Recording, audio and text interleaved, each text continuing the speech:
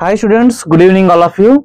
Students, ఈ వీడియోలో మీకు వర్క్ ఎనర్జీ అండ్ పవర్ అనే లెసన్స్ లో నుంచి ఫ్రీలీ ఫాలింగ్ బాడీ క్వశ్చన్ ఉంది కదండి, 8 మార్క్స్ ది. దాన్ని నీట్ గా తెలుగులో ఎక్స్ప్లెయిన్ చేస్తాను. సో ఇంటర్మీడియట్ ఫస్ట్ ఇయర్ చదివిన స్టూడెంట్స్ నా యూట్యూబ్ ఛానల్లో చాలా వీడియోస్ ఉన్నాయి. ప్రీవియస్ గా నేను 4 మార్క్స్ 2 మార్క్స్ 8 మార్క్స్ కూడా ఆల్రెడీ చెప్పున్నాను. సో ఫ్రెష్ గా మళ్ళీ అప్లోడ్ చేద్దామని చెప్పేసి ఈ రోజు అయితే వీడియో అయితే అప్లోడ్ చేస్తున్నాను. నేను ఇప్పుడు చెప్పేటువంటి ఈ 10 నిమిషాల క్లాస్ని మీరు నీట్గా విన్నారంటే మీరు ఖచ్చితంగా ఎగ్జామ్లో బాగా రాయగలరు. ఇంకా మీకు ఏదైనా డౌట్స్ ఉంటే కామెంట్ చేయండి. కొత్తగా నా యూట్యూబ్ ఛానల్ చూసేవాళ్ళు మర్చిపోకుండా సబ్స్క్రైబ్ చేసుకోండి. అలాగే టెలిగ్రామ్ గ్రూప్ కూడా ఉంది, దానిలో మీకు కావాల్సిన పీడిఎఫ్స్ కూడా ఉంటాయి. ఓకే, ఈ రోజైతే ఈ వీడియోలో ఈ ఒక క్వశ్చన్ అయితే మీకు ఎక్స్ప్లెయిన్ చేస్తాను. మీకు నచ్చితే కామెంట్ చేయండి, దాన్ని బట్టి మిగతా క్వశ్చన్స్ అన్ని కూడా అప్లోడ్ చేస్తాను. State and prove law of conservation of energy in case of freely falling body.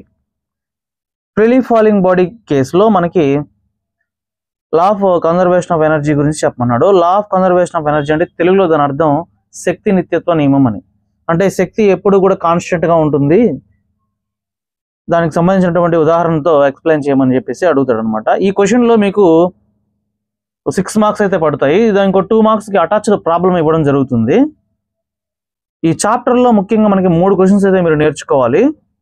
ఈ చాప్టర్ లో అంటే ఇక్కడ వర్క్ ఎనర్జీ పవర్ అనే చాప్టర్ ఉంది కదా, ఇందులో 3 క్వశ్చన్స్ మీరు నేర్చుకోవాలి. Collision question, work energy theorem, freely falling body. ఈ 3 కూడా వెరీ ఇంపార్టెంట్ అనమాట. ఇందులో మనం క్వశ్చన్ అడిగేదాన్ని బట్టి అటాచ్డ్ ప్రాబ్లం ఇవ్వకుండా కొలిజన్కి అయితే అటాచ్డ్ ప్రాబ్లం ఇవ్వరు. మిగతా 2 క్వశ్చన్స్ ఇచ్చినప్పుడు ఖచ్చితంగా ఇస్తారు. పేపర్ డిఫికల్ట్ గా ఇస్తే ఖచ్చితంగా కూడా ఇవ్వచ్చు. ఓకే, మనము ఆన్సర్ అయితే ఎక్స్ప్లెయిన్ చేసుకుందాం. Law of conservation of energy. So దీని యొక్క అర్థం ఏంటి? శక్తి నిత్యత్వ నియమం అనమాట. శక్తిని మనము క్రియేట్ చేయలేం, అలాగే ఉన్న శక్తిని నాశనం చేయలేం. శక్తిని ఒక రూపం నుంచి ఇంకో రూపానికి మారుస్తాం. సో దీన్నే మనం స్టేట్మెంట్ లాగా రాయాలి. The energy can neither be created Nar be destroyed. Total mechanical energy of the system is constant. ఈ విధంగా రాస్తే మీకు ఖచ్చితంగా ఫస్ట్ ఇంప్రెషన్ మార్క్ 2 మార్క్స్ అయితే పడేదానికి ఛాన్స్ ఉంది. కరెక్ట్ గా రాయాలి, ఎటువంటి స్పెల్లింగ్ మిస్టేక్ ఉండకూడదు. సో నెక్స్ట్ ప్రూఫ్ అని హెడ్డింగ్ పెట్టి మనము ఎక్స్ప్లెయిన్ చేయడానికి కావాల్సినటువంటి కండిషన్ చూద్దాం. ఈ క్వశ్చన్ లో మనం ఏం చేస్తామంటే ఒక బాల్ అయితే తీసుకుంటాం. ఆ బాల్ ని కొంత హైట్ నుంచి ఫ్రీగా రిలీజ్ చేసేస్తాం, వదిలేస్తాం. ఆ బాల్ కొంత సమయానికి గ్రౌండ్ రీచ్ అవుతుంది. అలా రీచ్ అయ్యేటప్పుడు మ్యాక్సిమం హైట్ లో ఉన్నప్పుడు దాని యొక్క ఎనర్జీ ఎంత ఉంది, కొంత దూరం వెళ్ళినప్పుడు ఎంత ఉంది, కింద పడిపోయినప్పుడు దాని యొక్క ఎనర్జీ ఎంత ఉంది. ఈ మూడింటిని కనుక మనం కౌంట్ చేస్తే, క్యాలిక్యులేట్ చేస్తే ఈ ఈక్వేషన్స్ ద్వారా 3 సిచ్యువేషన్లలో కూడా మనకి ఎనర్జీ కాన్స్టెంట్ అని తెలుస్తుంది అనమాట. మరి దీన్ని ఎలా ఎక్స్ప్లెయిన్ చేయాలో చూద్దాం. సో కాబట్టి ఫస్ట్ మనం ఇక్కడ ప్రూఫ్ అనేది ఇక్కడ ఏమేమి రాయాలో చూద్దాం. Consider A freely falling body of mass m. ఫ్రీగా మనం వదిలేటటువంటి బాడీ యొక్క మాస్ m ఇది రిలీజ్డ్ ఫ్రమ్ ఏ పాయింట్ ఏ. ఇక్కడ మనము పాయింట్స్ రాసుకున్నాం, ఏ బి సి అని. పాయింట్ ఏ దగ్గర నుంచి నేను బాల్ అయితే రిలీజ్ చేస్తున్నాను. It's initial velocity. So starting నేను రిలీజ్ చేసేటప్పుడు దానికి ఎలాంటి వేగము నేను ఇవ్వను, జస్ట్ ఫ్రీగా రిలీజ్ చేయడం జరుగుతుంది. కాబట్టి initial velocity 0, which is at a height capital H from the ground. So నేను ఎంత హైట్ నుంచి అయితే బాల్ ని ఫ్రీగా రిలీజ్ చేస్తున్నానో గ్రౌండ్ నుంచి ఆ పై వరకు కూడా క్యాపిటల్ H అనేది రాసుకోవాలి.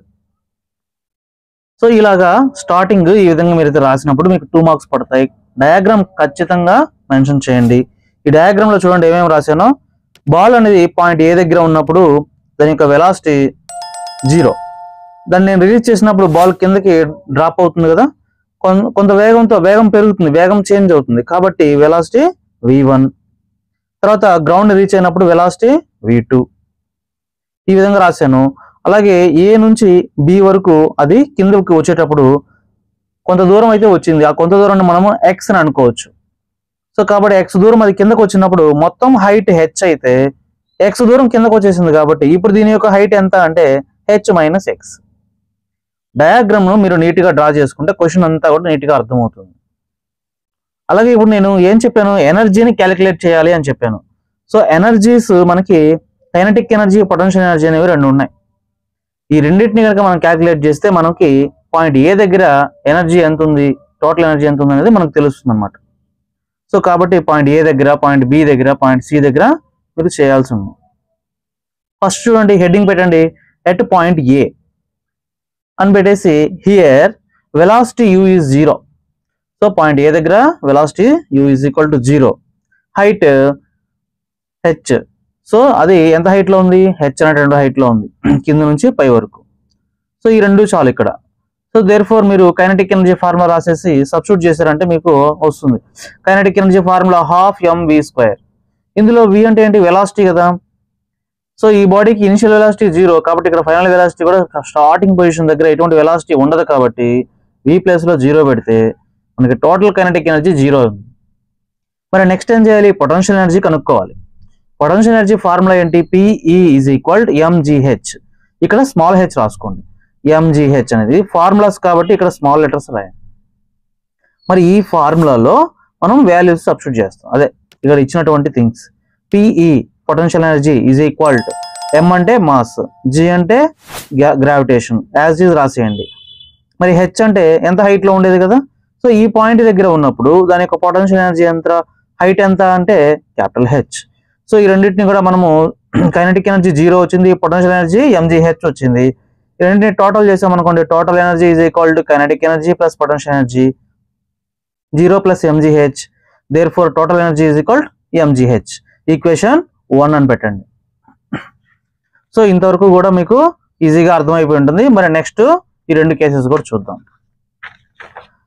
సో మీరు చూసినట్లయితే నెక్స్ట్ ఎట్ పాయింట్ బి అని హెడ్డింగ్ పెట్టండి. Here velocity v1. సో ఇప్పుడు వెలాసిటీ చేంజ్ అయింది కాబట్టి velocity v1, displacement s = x. ఇక్కడ డిస్ప్లేస్మెంట్ అనే పదం వాడింది. ఎందుకు అంటే బాల్ అనేది చూడండి, ఇక్కడ నుంచి నేను ఫ్రీగా రిలీజ్ చేసినప్పుడు పైనుంచి కిందకి డిస్ప్లేస్మెంట్ అయింది, ఇక్కడ నుంచి ఇక్కడికి వచ్చింది. ఎంత దూరం వచ్చింది, x దూరం వచ్చింది. సో కాబట్టి మనము డిస్ప్లేస్మెంట్ x అని రాసుకున్నాం. అలాగే హైట్ ఎంత, మరి డిస్ప్లేస్మెంట్ అయిన తర్వాత హైట్ ఎంత అంటే h - x. Initial velocity already మనకు తెలుసు, స్టార్టింగ్ లో 0. అలాగే యాక్సలరేషన్ డ్యూ టు గ్రావిటీ. ఈ విధంగా మొత్తం డేటా ఖచ్చితంగా రాయాలి. రాసిన తర్వాత ఇక్కడైతే మనము కైనమాటిక్ ఈక్వేషన్ అయితే యూజ్ చేద్దాం. ఏం ఈక్వేషన్ అంటే v² - u² = 2as. ఇది ఒక కైనమాటిక్ ఈక్వేషన్. దీన్ని కనుక మనం యూజ్ చేస్తే రిమైనింగ్ కంటిన్యూషన్ వెళ్ళిపోవచ్చు. సో ఇక్కడ చూడండి, v² అంటే ఫైనల్ వెలాసిటీ, ఇక్కడ v1 కాబట్టి v1² రాసాము. u అనేది 0 కాబట్టి 0 సబ్స్టిట్యూట్ చేశాను. Next 2 acceleration due to gravity అని చెప్పాను కాబట్టి a ప్లేస్ లో g, s అంటే displacement x, so s place లో x రాశాను. Therefore v1² = 2gx.